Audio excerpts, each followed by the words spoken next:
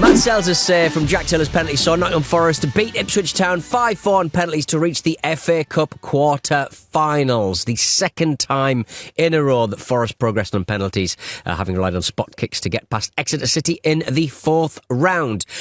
I mean, we'll start with the penalties, if that's all right with you, Vish. An astonishing array of beauties. In particular, Liam Delap's, the bottom left, absolute arrow he hit that. I've never seen so many good penalties in a row. Yeah, and all those penalties hit very hard. I feel like there weren't too many stutter steps or anything like that. There were certainly a few, but nothing is like someone close to stopping, dead still. But there was a point, maybe 5 penalties in, waiting for Ipswich to make it 3-3, that I was like, are they kicking them too hard? Like, the goalkeepers don't have a chance, do they? No, it's not fair, them that is hard. It's not fair. I mean, we're talking about kind of like shaping to shoot your penalty, shoot your shot, if you will, on the show this morning on the Football Ramble. But you can't tell if they're hitting them that hard. It doesn't matter what kind of body shape they're doing when they're rifling it top left. It's absolutely insane. Yeah, I mean, you said on the WhatsApp group that you could tell from Jack Taylor's face that he was going to miss. And you could. He was huffing and puffing. He just you could just tell. And you cannot. And it's obviously like biased from when they actually miss. But I've got a pretty good record of going, that guy's going to miss. Yeah. I won't reveal my record, but my record, as in go into the intricacies of like who I said would miss and whether they missed or not. Right. But I'm basically 100%. Yeah. It turns out, and we'll only know when all the penalties have been scored and missed. I mean, it really was, Vish, a turgid first half when it comes to FA Cup matches. I mean, Emlyn Begley, the BBC man who does the play-by-play on the website, he wrote at one point, "My wife's cat threw up on some plug sockets earlier. It tripped up our electrics and I got a small electric shock while I was cleaning up all the vomit. That was probably still more fun than the first half."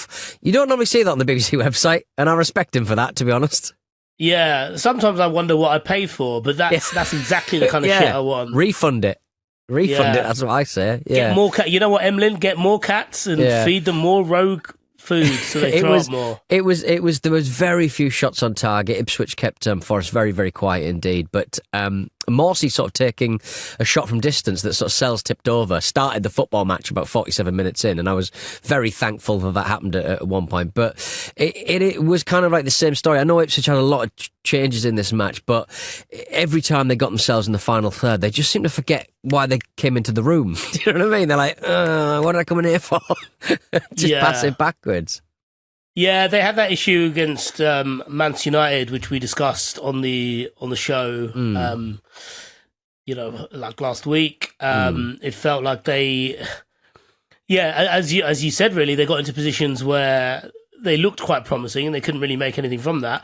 And I suppose it's probably reflective of where they are at the moment. Like, they've only won 2 games this year. Yeah. And both of those were in the FA Cup to get to this point. They beat Bristol City, they beat Coventry. The game they really should have won in amongst all that is when they played Southampton, but they lost 2-1 to them in the league off the back of losing 6-0 to Liverpool and 4-1 to Man City. So, I mean, like, unsurprisingly, they look like a team devoid of confidence. But at the same time, as you said, when, you made the point that they made 8 changes to their lineup. They're obviously thinking about other things. And I think there was also a sense of, right, what do the other lads have? What do the squad players have in them? Because this, whatever we're trying isn't working.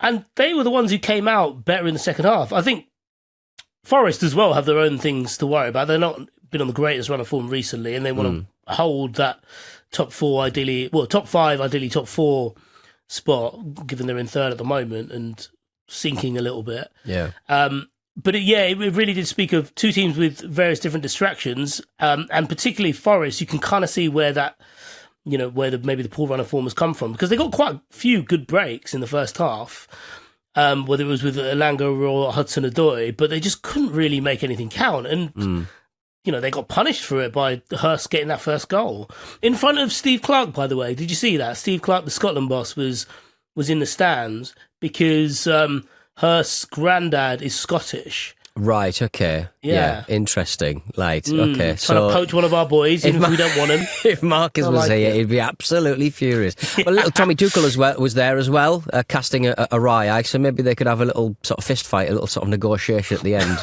maybe we can have some Scottish mineral rights. But do you reckon Tommy Tuchel would have stayed till full time for that one? Bearing in mind he probably had like a Robin Hood Airport, private jet waiting for him to fly back to Germany.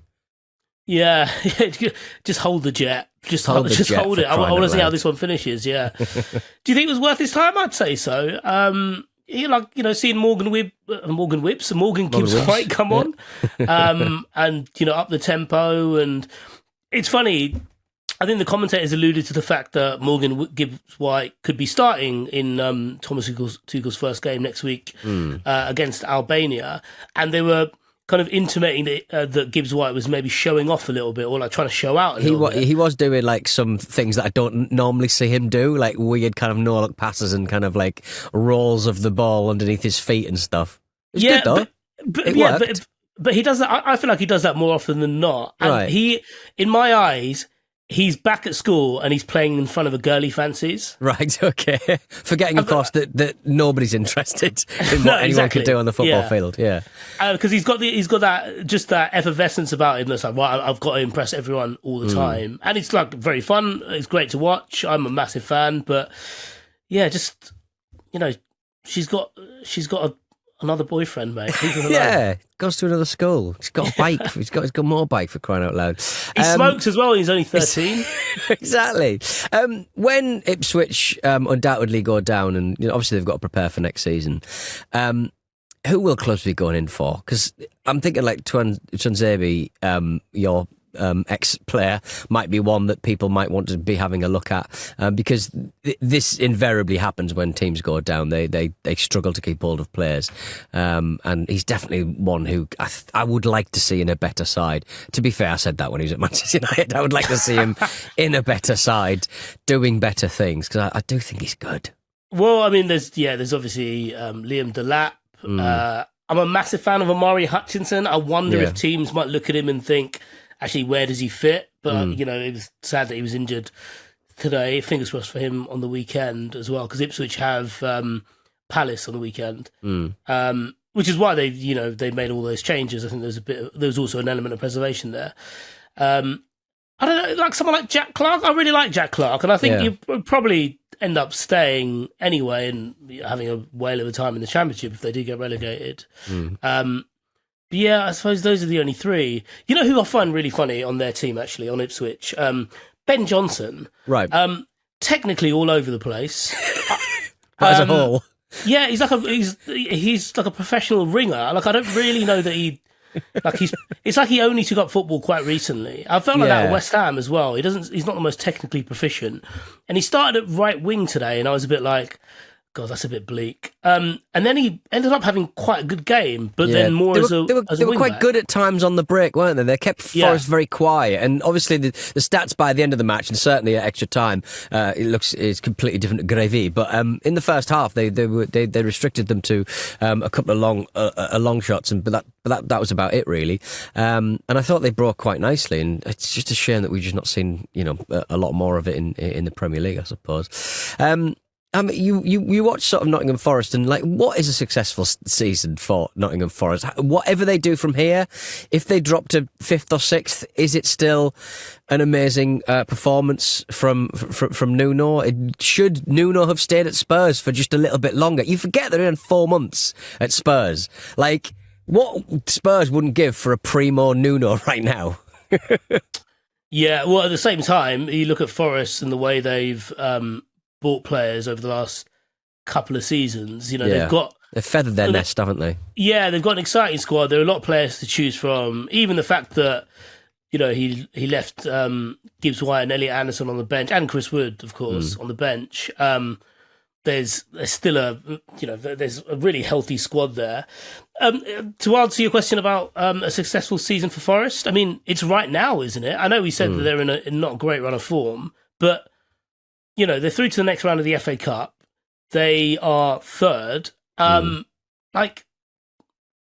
it's happening right now. You almost, I suppose, imagine if you're a pessimistic Forest fan, you might take a snapshot of where things are at the moment and be like, I might save this for the end of the season and remember where we were at this point. But It feels like a lot of fun, doesn't it? Like, Yeah, they're playing Brighton away from home in the quarter-final. Doable, by anyone. Like, they weren't great at the weekend against Newcastle, and they could be through to a semi, and then who knows what'll happen. They can put some results together, and with Chris Wood at the top, they can just they can nick a goal here and there, even if they're playing really, really top opposition. So it could very much be Forest in the final of the FA Cup, and that doesn't get said often enough, and it certainly takes me back to some lovely 90s vibes. Yeah, and at the same time, when you've got a centre-back like Murillo, who is built like Mr. Strong and just takes pot shots from 40 yards, should you really be complaining? No. Absolute Hollywood stuff. That's why we like Fabian Schär on my side, for crying out loud. Imagine if Fabian Schär was wider. Imagine if you took like on a JPEG where you hold the corner and you just drag it wide. Bigger. Yeah. And then left-footed. If you invert Fabian Schär and make him wider, and make him less handsome as well. Make him less handsome. You'd have to, because he'd be more pixelated. Yeah, I mean, speaking of less handsome, if Nottingham Forest think they can get away with a head physio with a Paul Weller haircut, they've got another thing coming, because I have not been privy to Forest's head physio having what I believe they call a well end, a Paul Weller bell end haircut. And it's astonishing. I've been going deep on his Twitter page. At one point it was bleach blonde, and he's got the whole kind of Maisie Adam kind of like, hair down the sides and stuff. It's a wonderful bit of work. It really is. Like he's obviously very qualified at what he does, which is why he's at a Premier League club. Yeah. He's probably a bit of a cult hero in the dressing room, but the idea of you being in pain and seeing him run on and seeing the bits on the side bounce like the ears of a dog as he comes towards you with a It's going to get in a wound. It's going to get in a wound. You should be wearing a hairnet. Exactly, yeah. I mean, he should be, but put 17 stitches in. What are you gonna do? So, did you come across him today in the coverage? He was. There was I think a clash of heads at one point, and I immediately got a bit confused, because ITVX annoyingly doesn't allow you to take screenshots on PCs, which is very upsetting. And I didn't have my mobile phone with me, so I was just very upsettingly kind of had to sort of figure out whether he was the Ipswich doctor or the physio for Forest, and I found him eventually. But an astonishing haircut. But Andy Brassel on the Ramble WhatsApp did make the point that Forest did have another mod on the Forest staff before, the ex-player Paul McGregor, who I think was an indie band sort of in the 90s. But that's a different guy. But he's worth a follow on Twitter, because he's currently tweeting a screenplay he's written. He's an ex-footballer, tweeting a screenplay he's written, or possibly theatre production, a script he's written about Brian Clough page by page on Twitter. He's just kind of like screenshot it down his phone and just putting it out page by page. What, in the hope that it gets picked up? I don't know. It's the opening. It's what is it called? It's called If a Tree Falls. He's just posting page after page, and it's just like and the opening scene is Nottingham Forest 1, Liverpool 0, and so just a little story about Brian Clough. It's good stuff. It's solid. You do not see enough footballers tweeting out screenplays that they've written. It has to be said. Is that like a DEI thing? Do they need that? What we need our one rogue unit quota here. At the club. Right. We've already got Maria. We already got centre back. That's one. Everyone needs a haircut higher. Everyone's yes. An FS, a fantastic haircut. And FH, good God. That's Ramble late. Yes, and speaking of, but well done to Forest. It was an astonishing set of penalties, and Matz Sels, he's a bloody good keeper, and he finally got one close to him that he was actually able to claw out. Which wasn't hit at 1,000,000 miles an hour. No, exactly. Good point.